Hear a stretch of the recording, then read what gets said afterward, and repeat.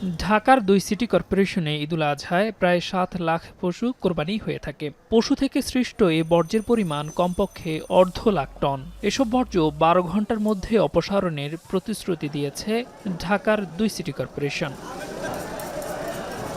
দ্রুততম সময়ে কোরবানির পশুর বর্জ্য অপসারণে ২ সিটির বর্জ্য ব্যবস্থাপনা বিভাগের কর্মীদের ঈদের ছুটি বাতিল করেছে কর্তৃপক্ষ। দ্রুত ও নির্ধারিত সময়ে বর্জ্য অপসারণে খোলা হয়েছে হটলাইন। বিলি করা হয়েছে প্লাস্টিক, পলিব্যাগ ও বায়োডিগ্রেডেবল ব্যাগ।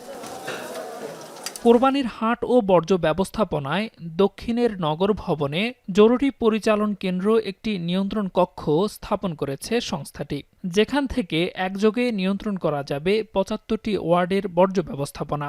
নিয়োজিত থাকবে ১০,২৬৭ পরিচ্ছন্ন কর্মী। সিটি কর্পোরেশন ৭৫টি ওয়ার্ডের পুরো কার্যক্রমকে আমরা এই কেন্দ্রীয় নিয়ন্ত্রণ কক্ষ থেকে আমরা মনিটরিং করব। কোরবানির যে পশুর বর্জ্য অপসারণ সংক্রান্ত যে কোনো বিষয়ে তারা যদি তাদের কোনো অভিযোগ বা কোনো তথ্য আমাদেরকে জানাতে চায়, সিটি কর্পোরেশন কর্তৃপক্ষকে জানাতে চাই, এই জন্য একটা হটলাইন নাম্বার আমরা দিয়ে দিয়েছি।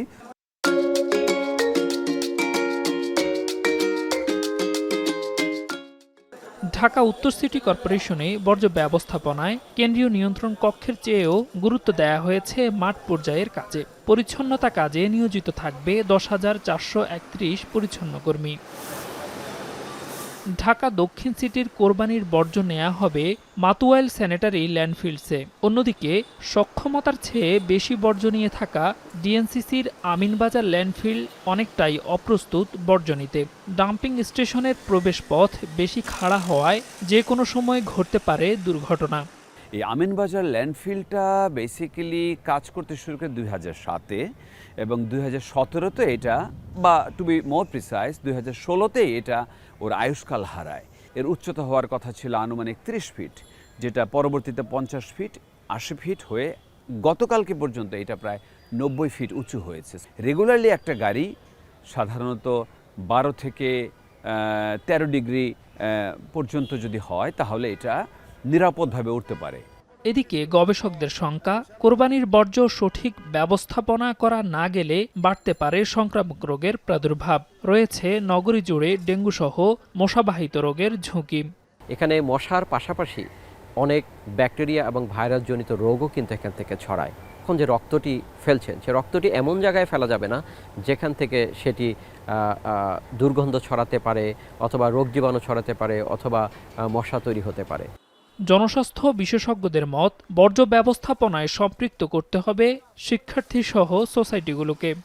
স্থানীয় সরকার মন্ত্রণালয় এবং স্বাস্থ্য মন্ত্রণালয় একসঙ্গে ছাত্র তরুণদেরকে সম্পৃক্ত করে জরুরি ভিত্তিতে কাজটা করলে কিন্তু প্রতিরোধ করা সম্ভব। ঈদ ছাড়াও তো আমরা দেখছি যে ডেঙ্গি রোগীর সংখ্যা বাড়ছে।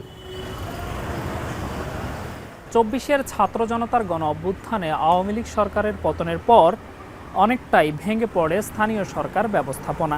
বর্তমানে ঢাকা ২ সিটি কর্পোরেশন প্রশাসক দ্বারা পরিচালিত হলেও ঢাকার বাসিন্দাদের নিয়মিত বর্জ্য ব্যবস্থাপনায় অনেকটাই হিমশিম অবস্থায় পড়তে হচ্ছে সংস্থা দুটিকে।